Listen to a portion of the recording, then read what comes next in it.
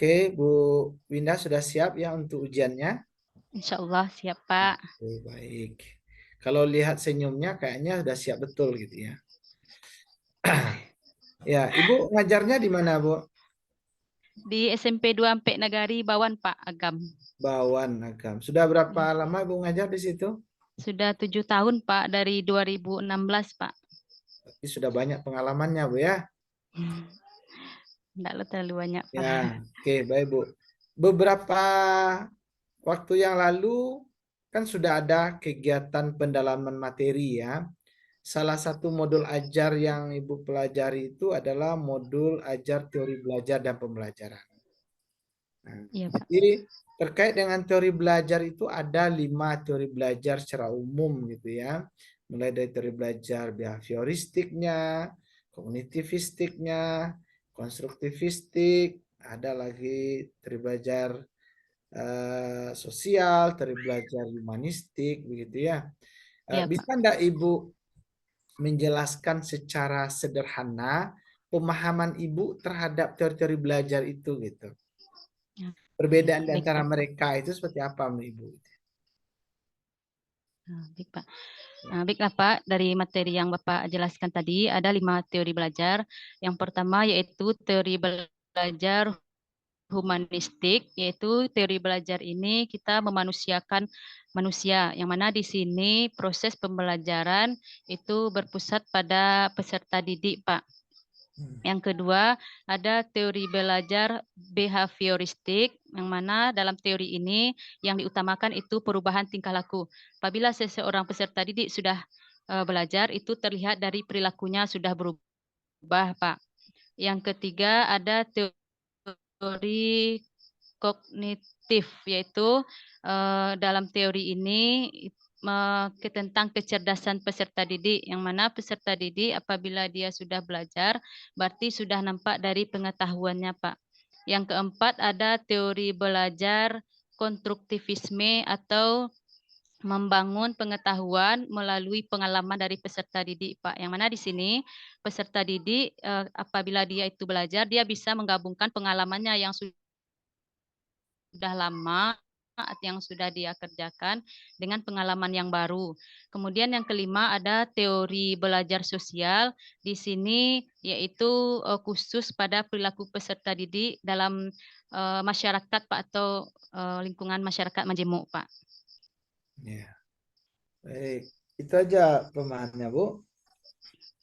Ya, Pak. Oke. Baik, ya Ibu perlu dalami lagi itu masih sangat sederhana ya.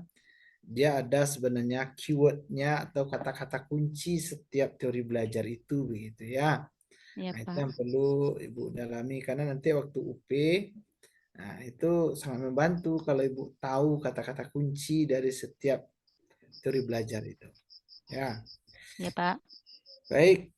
Seterusnya saya ingin lihat ya, ada ini modul ajar yang sudah Ibu pilih untuk bahan ujian ya. Ini udah muncul enggak itu di layar Ibu ya? Ada, Pak. Ada muncul, Pak. Ada ya. Nah, panggilannya ini Bu Winda ya. Ya, Oke. Pak. Bu Winda. Di sini modul ajar sederhana pada kurikulum merdeka. Berarti ini sudah modul ajar Bu ya. Ya, Pak. Ajar berarti pakai kurikulum merdeka. Ya, Pak.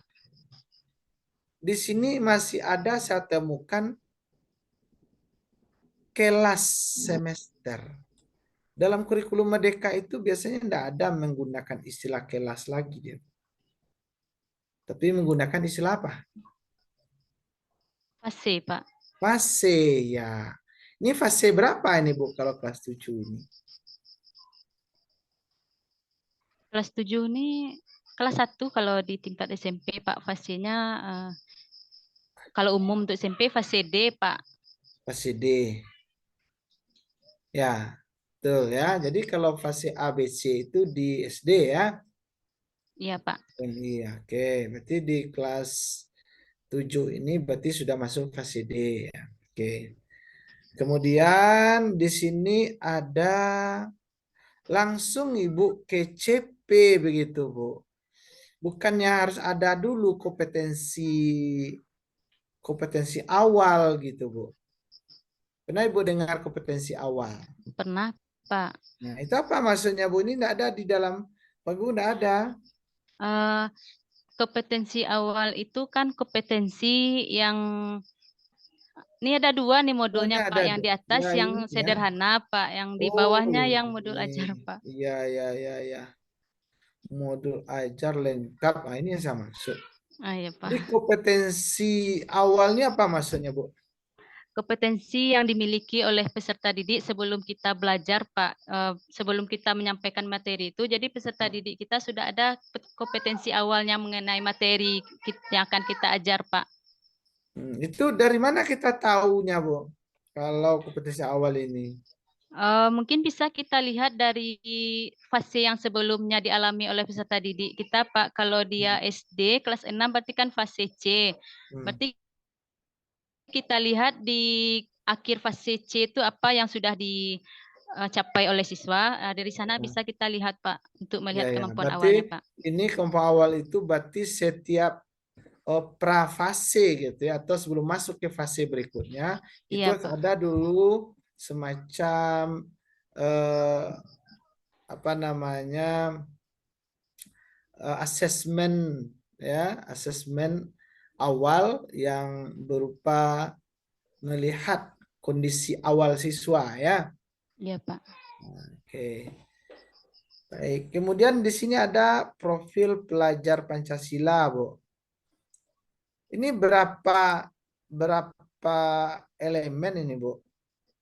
6 rasanya, Pak. Beriman, bertakwa pada Tuhan Yang Maha Esa, kemudian Nah, berakhlak mulia, bergotong royong, nah, bernalar kritis. nah. Apa lagi, Bu? Bergotong royong, bernalar kritis. Ada kebinekaan global rasanya satu lagi, Ah, Pak. ya. Kebinekaan global, Pak. Kebinekaan global. Itu udah berapa itu, Bu? 1, 2, 3, 4, 5, Pak. Apa satu lagi ya? Udah kritis, gotong royong, apa lagi? Kebinekaan global. Satu lagi. Nah, dia itu ada 6, Bu ya. Rasanya 6 dimensi, Pak. Nah, tolong itu Ya, nanti diapakan, Bu ya. dilengkapi berarti apanya ya, Pak? Ya. Ya, Pak. Kemudian di sini tampilannya tidak langsung ke sarana prasarana Ibu bikin di sini ya. Harusnya bukan sarana prasarana dulu. Ya, Ya, Pak. menurut saya di sini yang terpenting dulu adalah CP, Bu. Oh, CP CP-nya berarti. mana? CP-nya ada enggak, Bu ya?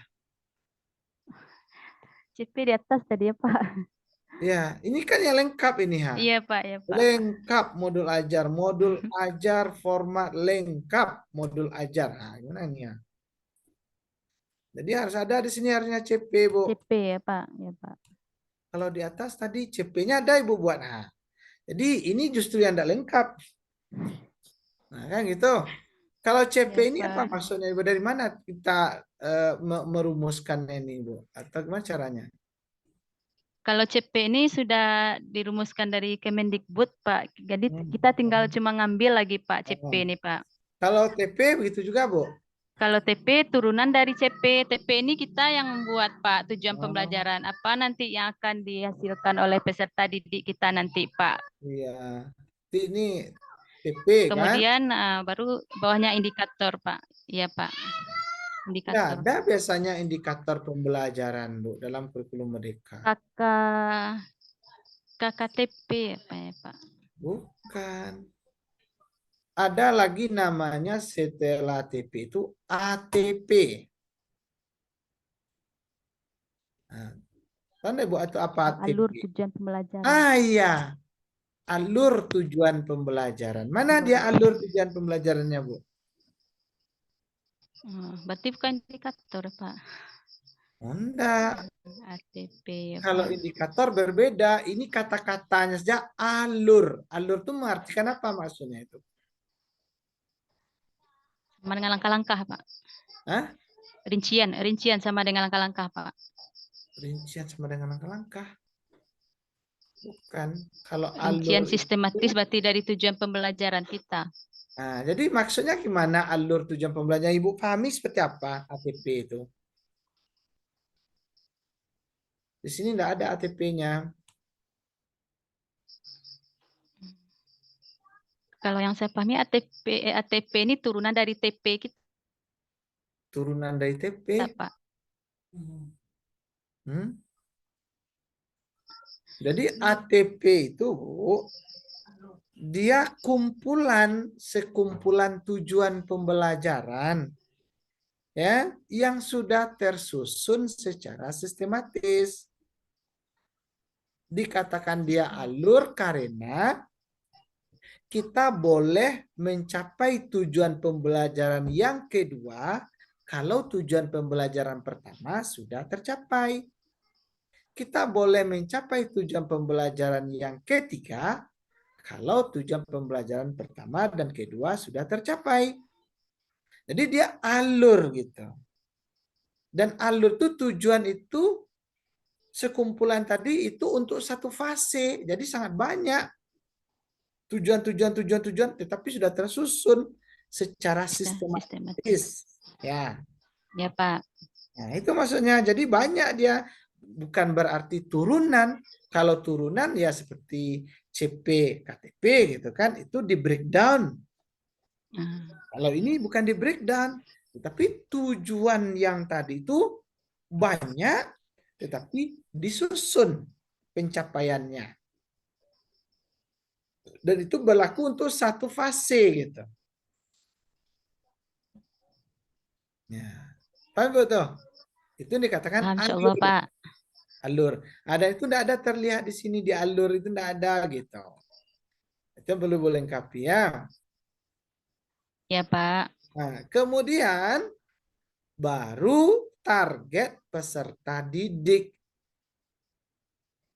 Di sini bahkan TP-nya sudah ada, tujuan pembelajaran ada ini ha. ATP-nya tidak ada ya.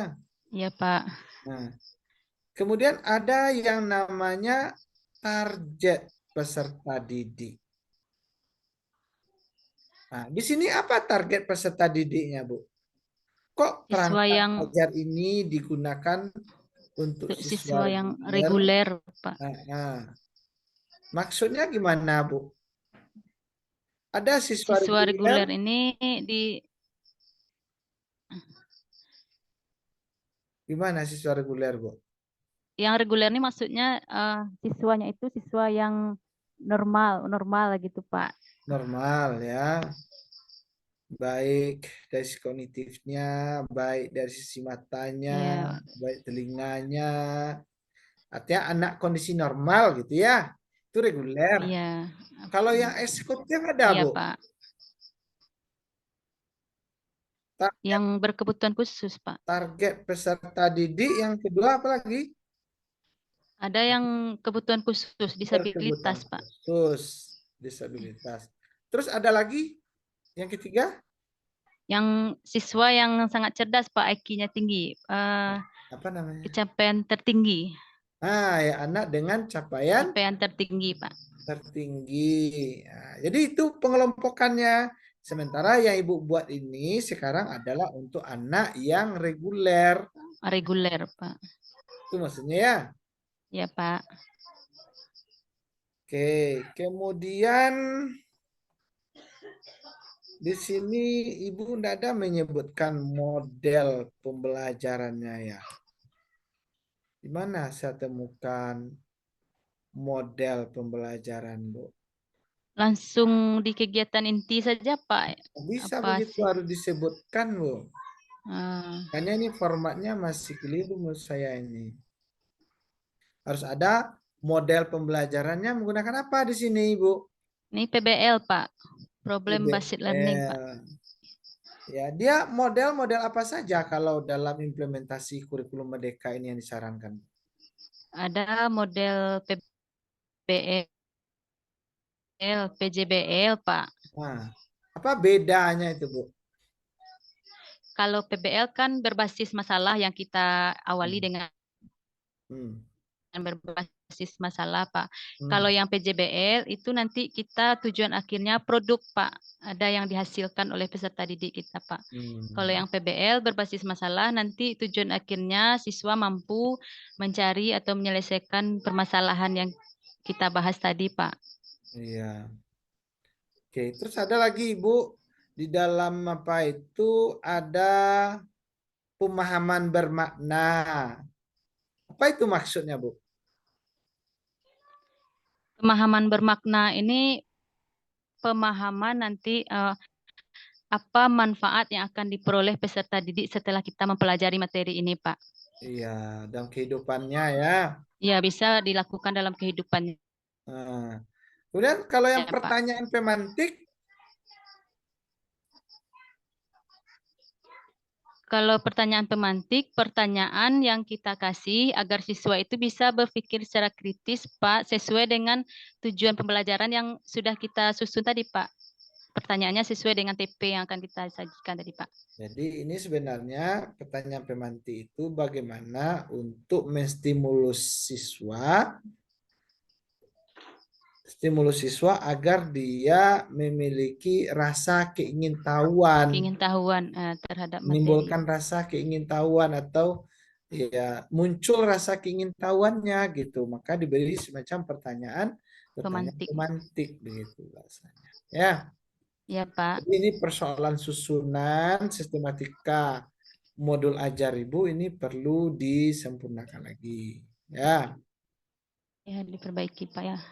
Oke, coba nanti Ya, dilihat Pak. yang sistematis temannya. Kemudian kalau terkait dengan asesmen dalam kurikulum Merdeka itu apa saja model-model asesmen yang Ibu pahami?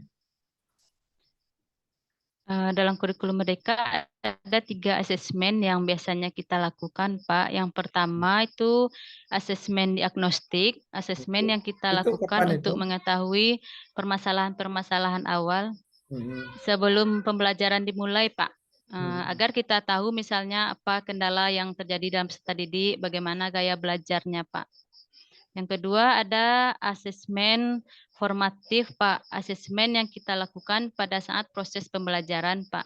Hmm. Misalnya setelah kita belajar dalam pertemuan pertama, kita lakukan asesmen formatif. Kemudian yang ketiga ada asesmen sumatif, Pak. Yang mana asesmen ini biasanya kita lakukan di akhir pembelajaran, Pak. Dalam kurikulum Merdeka ini di ujian semester, kemudian ketika misalnya selesai satu modul, maka bisa kita lakukan asesmen sumatif, Pak.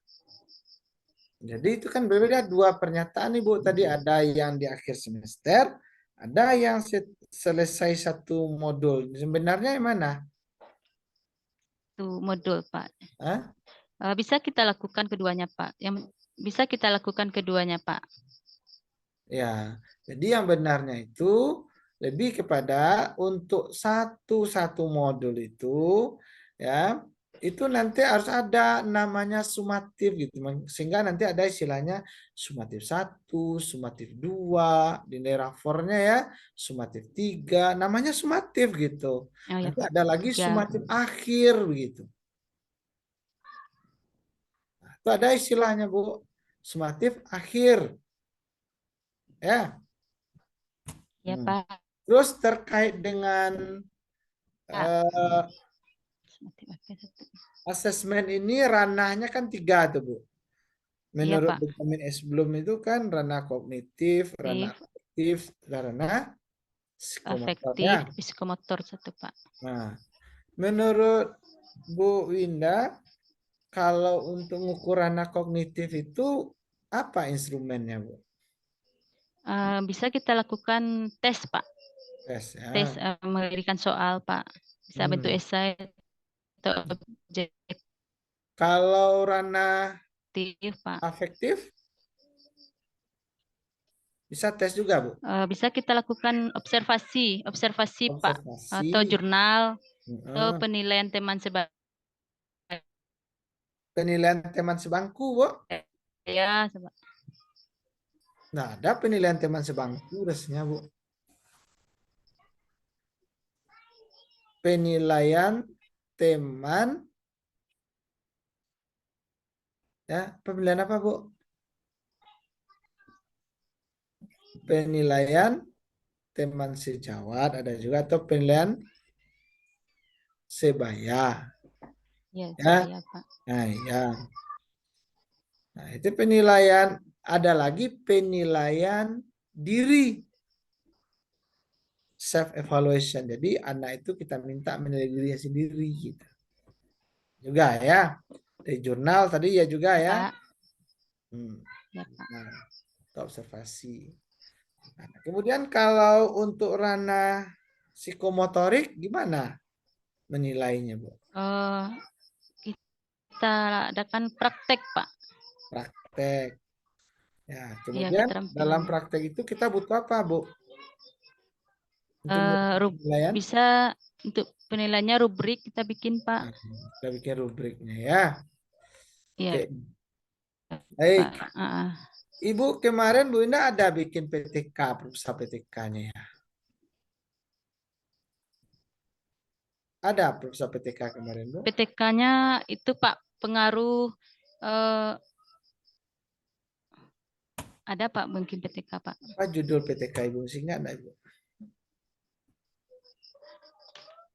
Tentang pengaruh Pengaruh pembelajaran judulnya, Bu?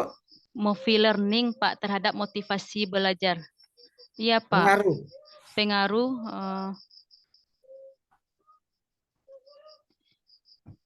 Coba Ibu baca lagi judulnya.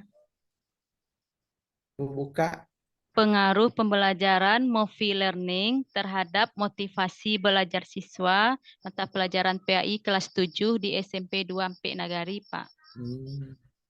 Itu bukan PTK kalau seperti itu, Bu.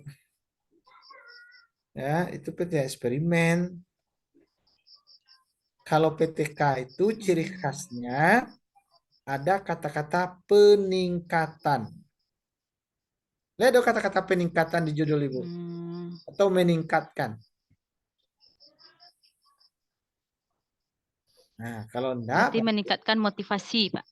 nah, ya terserah lah. Artinya harus ada di judul itu kata-kata peningkatan atau meningkatkan. Umpamanya peningkatan keaktifan Peningkatan. belajar siswa melalui bla bla bla. Iya. Peningkatan hasil belajar melalui penggunaan bla bla bla. Nah, jadi ada kata kuncinya untuk di PTK itu peningkatan. Nah, sehingga dalam PTK itu Peningkatan. ada yang namanya siklus, ada kondisi prasiklus, dan ada kondisi setelah siklus nanti. Kan pakai siklus kemarin, nah? Iya, Pak. Berapa siklus, Bu? 2, Pak, rasanya, Pak. 2 Dua siklus, Pak. siklus. Untuk setiap siklus itu berapa tahapannya, Bu? 4. 4 tahap. Apa tahapannya dalam satu siklus itu? Yang pertama perencanaan, Pak. Yang Hmm? kedua pelaksanaan. Yang ketiga pengamatan. Yang keempat refleksi, Pak. Ah, iya. Itu satu siklus, Bu ya? Iya, Pak. Oke. Terakhir ini mungkin saya ingin lihat Bu Winda ngajar gitu. Apakah Bu Winda ngajarnya pakai senyum atau pakai marah-marah begitu? Nah, silakan Bu Winda mengajarnya sesuai dengan modul ajar yang sudah dipilih Iya. sebagai materi ajarnya, Baik, sebagai Pak. materi ujian. Silakan. Bismillahirrahmanirrahim. Assalamualaikum warahmatullahi wabarakatuh. Selamat pagi anak-anak ibu semuanya. Bagaimana kabarnya hari ini? Apakah anak-anak ibu sehat? Alhamdulillah, berarti anak ibu sehat. Apakah ada di antara teman-temannya yang tidak hadir pada hari ini? Apakah hadir semua? Alhamdulillah hadir semua ya. Nah, pada hari ini kita masuk kepada modul kita yang ketiga, yaitu materinya tentang menghadirkan sholat dalam kehidupan. Nah, sebelum kita masuk ke materi, supaya kita lebih semangat, Ibu kasih motivasi terlebih dahulu.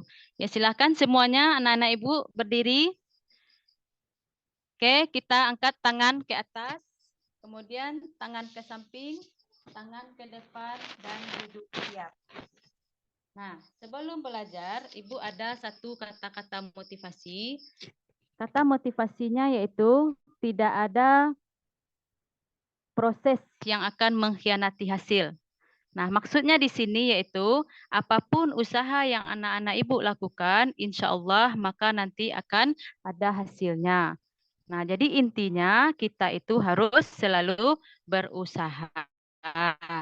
Nah, selanjutnya yaitu kita masuk sebelum materi kita. Anak-anak Ibu yang ingat, apakah materi kita pada minggu yang lalu? Ya, bagus. Nah, materi kita pada minggu yang lalu yaitu tentang Asmaul Husna. Dan sekarang tentang sholat. Nah, apa kaitannya materi kita yang minggu yang lalu dengan yang sekarang? Siapa yang tahu? Ya, bagus kaitannya. Yaitu minggu yang lalu itu tentang kita mengenal sifat-sifat Allah. Dan sekarang kita mengenal Allah dengan cara mendekatkan diri melalui pelaksanaan sholat. Nah, baik. Anak-anak Ibu semuanya, sebelum kita mulai pembelajaran, Ibu akan melakukan dulu tes kemampuan awal. Nah, apakah anak-anak Ibu ada membawa HP? Ya, sudah Ibu ingatkan ya. Nah, sekarang silakan kerjakan tes kemampuan awal. Linknya Ibu kirimkan lewat WA Group. Nah, silakan anak-anak Ibu kerjakan dulu tes kemampuan awalnya. Lihat linknya di WA Group. Waktunya Ibu kasih 10 menit. Nah, baik. Berapa nilai yang anak Ibu peroleh? Ya, bermacam ya. Ada yang 60, ada yang 70, ada yang 80. Nah, ini tentang materi Oke, udah cukup, Bu. yang akan kita pelajari sekarang. Ya, Nah, udah cukup, Bu. sekarang Oke, udah cukup. Nah, tadi selama proses Ibu mengajar, enggak ada senyum Ibu kelihatan. Selesai Ibu mengajar, langsung kan senyumnya muncul. Gimana ini? grogi, Pak. Oke lah. Mudah-mudahan Ibu ngajarnya sebenarnya ini penuh dengan senyumnya dan canda tawanya ya. Iya, Sehingga Pak. Ibu Karena tidak sekarang bosan. ujian jadi terbawa grogi, Pak. Oh ya, enggak perlu grogi, saya enggak makan orang, Bu. Oke, Bu. Mungkin cukup demikian ujian kita. Eh, Menurut saya secara umum kemampuan Ibu bagus. Hanya saja perlu pengembangan ya, pengembangan pemahaman tentang teori-teori belajar dan penyempurnaan modul ajar karena bagaimanapun modul ajar itu sangat tergantung kepada pemahaman kita gitu. Jadi ada Iya, satu Pak. standar modul ajar ini sehingga buatlah modul ajar itu sesuai dengan patron ataupun apa nama framing yang sudah dibuatkan ya. Sudah Baik, ada Pak. bagian-bagiannya gitu. Baik, Pak. Oke, mungkin cukup demikian Bu Winda ya. Selamat, Iya, mudah-mudahan Pak. nanti lulus dalam Amin, ya Allah. Terima kasih ya, Pak. ya sama-sama Bu.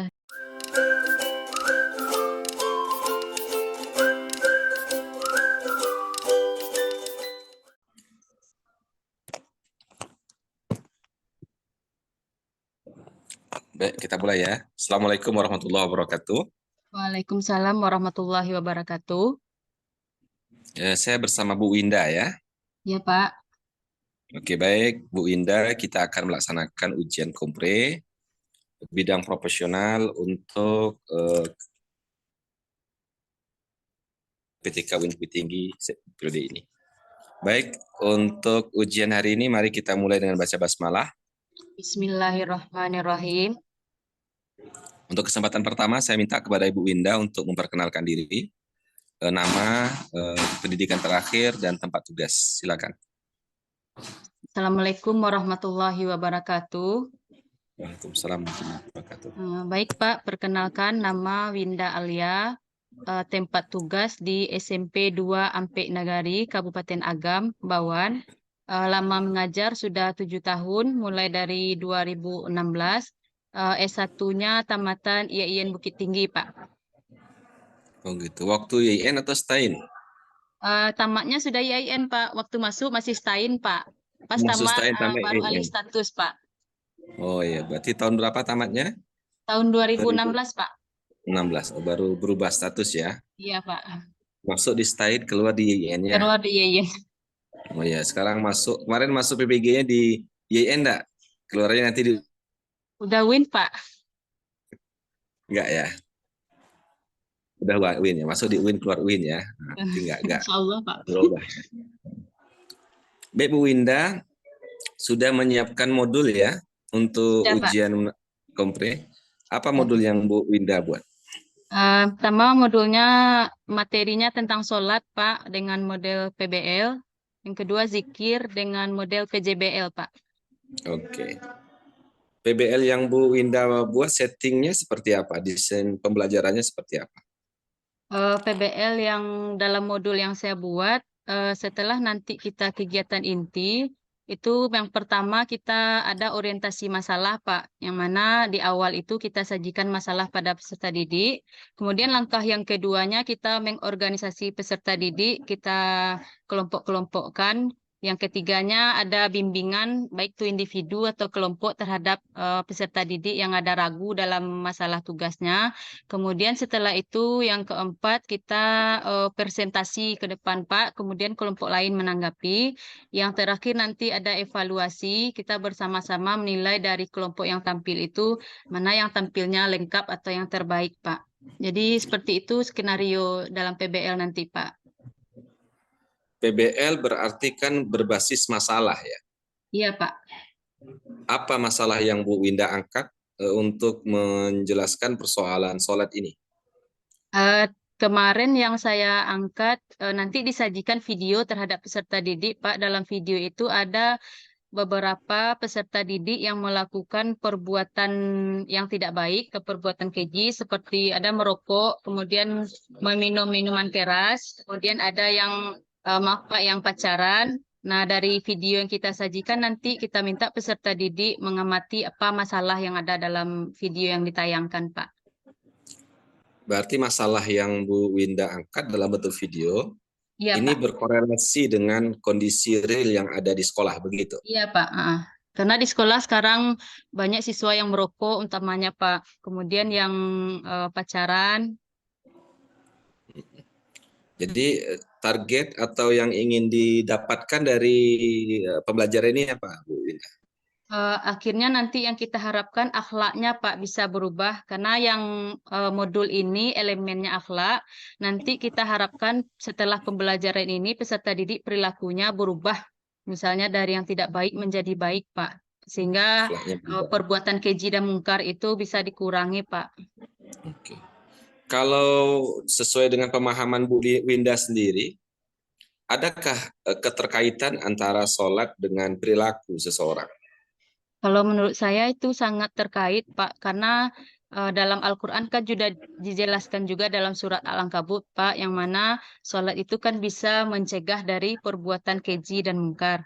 Nah, berarti kalau pemahaman saya, orang yang melakukan perbuatan yang tidak baik atau keji itu ada dua kemungkinan, Pak. Yang pertama, memang mereka yang tidak sholat.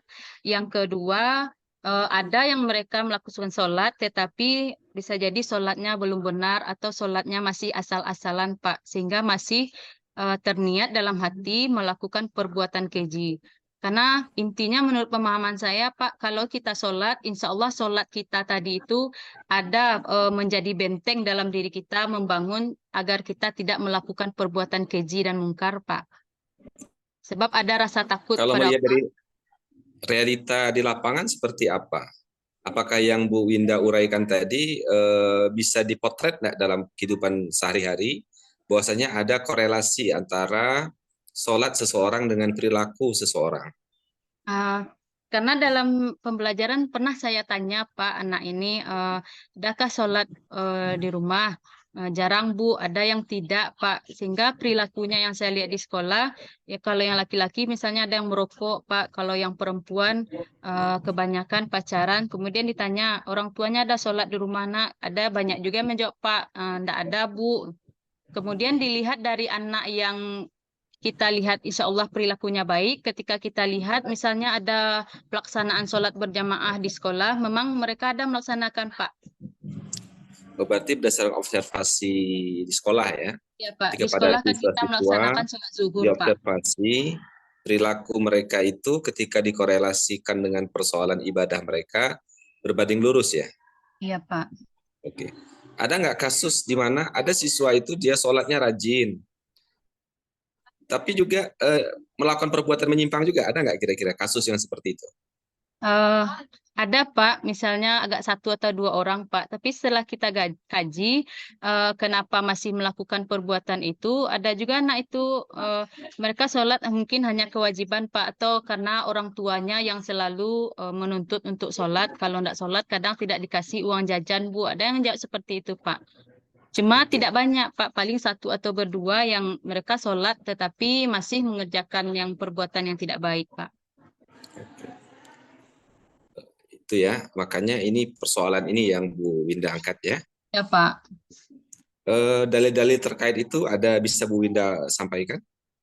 Terkait Kalau adanya pengaruh sholat dalam pribadi, perilaku seseorang? ya Pak, dalilnya yang di sini yang saya ambil Pak, surat Al-Ankabut ayat 45 yang berbunyi Bismillahirrahmanirrahim. Utsluma uhiya ilaika minal kitab. Kemudian intinya nih inna sholata tanha anil fahsya'i wal munkar. Yang mana dalam ayat ini dikatakan sesungguhnya sholat itu bisa mencegah dari perbuatan keji dan mungkar Pak. Kemudian nanti ditambah dengan dalil yang ada dalam surah Al-Baqarah Pak, wa aqimis shalah wa atuz zakah warka'u ma'ar rakiin. Karena yang mendirikan sholat nanti kita kaitkan sholat itu kan tiang agama Pak. Oke. Kemudian modul yang kedua berkenaan dengan zikir ya? Iya Pak, zikir Pak. Zikir itu sendiri secara terminologinya apa Bu Winda? Zikir kalau secara bahasa itu ingat Pak. Secara istilah zikir itu berarti kita mengingat Allah, tujuannya agar mendekatkan diri kepadanya Pak. Kalau bicara tentang zikir itu ada berapa macam bentuk zikir? Ada 3 Pak, ada zikir dengan hati, ada zikir dengan lisan, kemudian ada zikir dengan perbuatan Pak. Kalau zikir dengan hati itu berarti kita meyakini bahwa semua yang terjadi atau hal-hal yang ada di alam ini itu ialah kekuasaan Allah. Kemudian kalau zikir dengan lisan itu kita mengucapkan subhanallah, alhamdulillah, Allahu Akbar Pak. Kemudian ada zikir dengan perbuatan, itu kita melakukan zikirnya menjauhi larangan Allah dan mengerjakan semua perintah Allah, Pak. Selain 3 bentuk zikir tadi, hati, lisan, dan perbuatan, dari segi jenis-jenisnya ada nggak yang bisa Ibu uraikan tentang jenis-jenis zikir itu? Selain 3 bentuk tadi. Jenis-jenisnya, Pak. Oke. Lalu, kalau bicara tentang zikir itu kan banyak bentuk kalimat zikir itu. Ada kalimat zikir dalam bentuk ucapan tasbih, tahlil, tahmid. Ada dalam bentuk ucapan tahlil. Juga kan bisa dalam bentuk perbuatan nyata seperti sholat. Atau mungkin ketika pikiran seseorang tidak terputus, melainkan dia selalu berada atau Allah dalam suatu keadaan. Ya. Kalau melihat dari persoalan itu, ada nggak dalil-dalil yang bisa Bu Winda jelaskan kalau terkait jenis zikir tadi itu? Kalau terkait zikir, Pak, ada terdapat dalam surat Al-Ahzab ayat 41, Pak, yang berbunyi, A'udzubillahi minasyaitonirrajim, Bismillahirrahmanirrahim. Ya ayyuhalladzina amanus guru zikran kasyira, yang mana dalam ayat ini dijelaskan, wahai orang-orang yang beriman, ingatlah kepada Allah dengan sebanyak-banyaknya Pak. Kalau sholat sendiri itu zikir nggak? Kalau sholat bisa masuk zikir, Pak. Karena dalam sholat kan kita mengingat Allah, Pak. Oke. Ada dalil yang menjelaskan itu? Eh, ada hadis, Pak, yang mengatakan bahwa sholat seseorang itu tidak bermanfaat kecuali kalau dia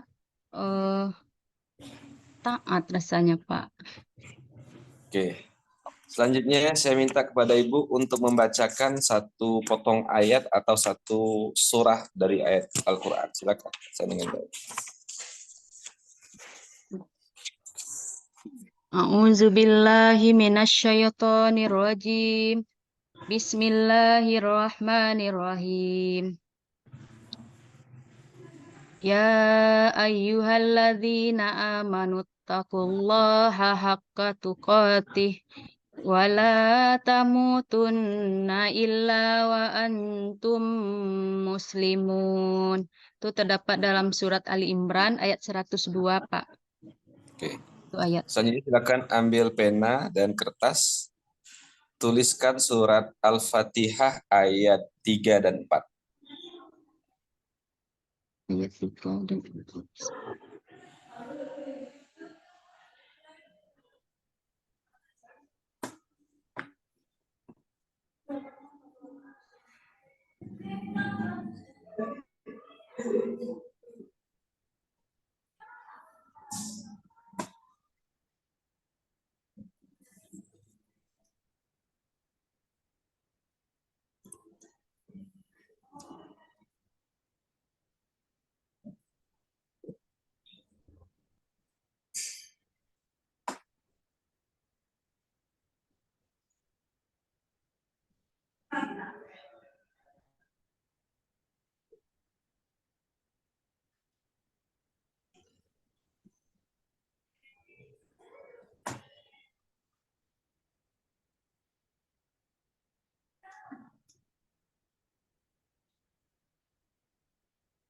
Dapat.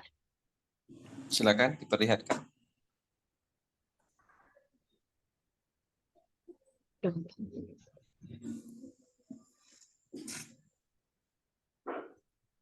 Ada 4, Pak. Ya cukup. Ya. Baik, Bu Winda, demikian ujian kita. Selanjutnya silakan Bu Winda panggil temannya satu lagi untuk mengikuti ujian. Baik, Pak.